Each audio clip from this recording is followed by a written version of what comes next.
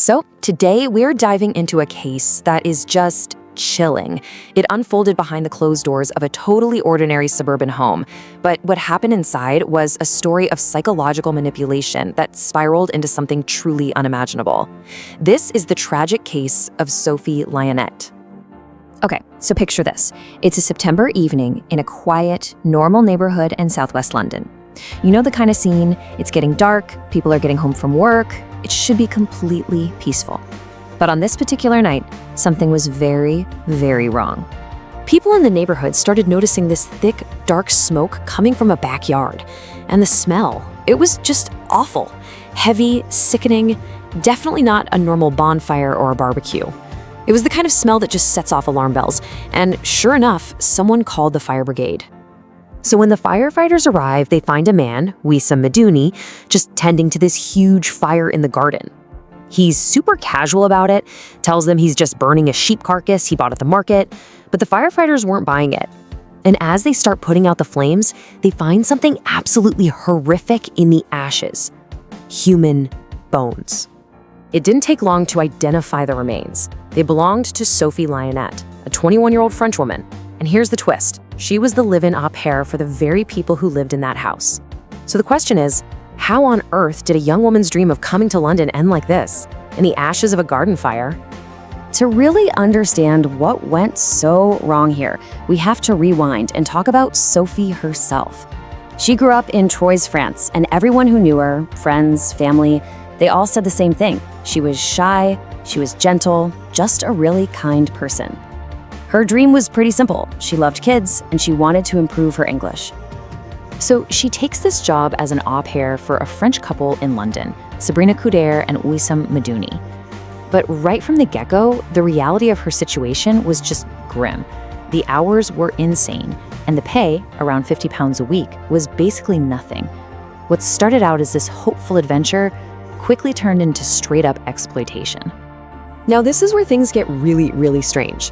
The couple Sophie was working for, well, they were caught in this dark psychological web. And to understand what they did, you kind of have to understand this rare psychiatric condition. It's known as folie à deux, which literally means madness for two, or shared psychosis. Basically, one person has a delusion, right? And it's so powerful, so intense that it actually infects the other person. They end up sharing the exact same false reality. The really dangerous part is that they just keep reinforcing each other's paranoia, making it stronger and stronger. And in this case, it was absolutely fatal. And when you look at these two, it's like night and day. Sabrina Couder was the dominant one, volatile, dramatic, and completely obsessed with her ex-boyfriend, a music executive named Mark Walton. She was convinced he was spying on her, trying to harm her. And then you have Wissam Meduni. He was a smart guy, a financial analyst, but he slowly got sucked into her paranoia until he believed every single word of it. So this shared fantasy of theirs, it needed a villain, an enemy they could see, touch, and control. And tragically, they cast Sophie in that role. They became completely convinced that this shy, young au pair was secretly a spy, sent by Mark Walton to hurt their family. And once they locked onto Sophie as the enemy, everything changed for her. The house went from a bad workplace to, well, a prison. The psychological abuse just got worse and worse, day by day. And you can see how they did it, step by methodical step. First, it was just constant criticism, finding fault with everything she did. Then, in May, they stopped paying her altogether, trapping her because she had no money. By July, they'd taken her passport, so she had no way to leave the country. And by August, they were forcing her into these hours-long recorded interrogations.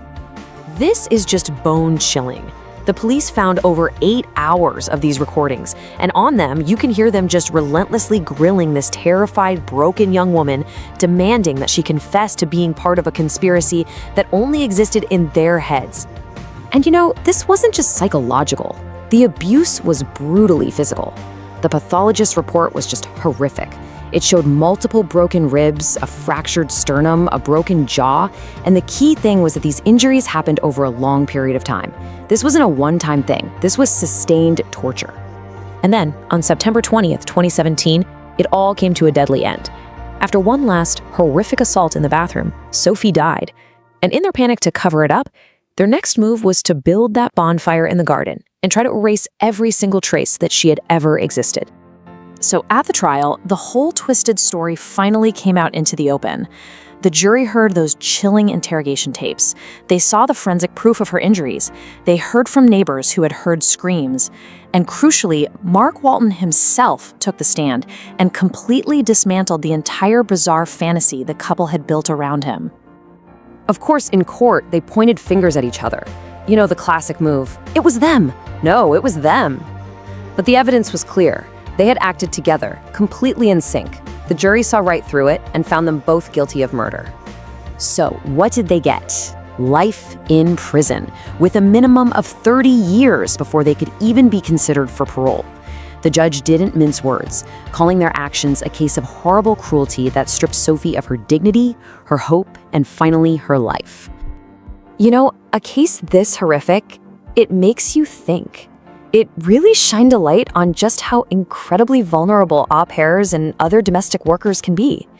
These are people living inside someone else's home, often isolated, and it can make them totally invisible, cutting them off from the kinds of protections most of us take for granted. And that's really the question it leaves us with, isn't it? Sophie's story is such a harrowing reminder of what can happen when obsession and paranoia are allowed to fester behind closed doors. It really forces us to ask ourselves, how do we look out for the people who are hidden in plain sight?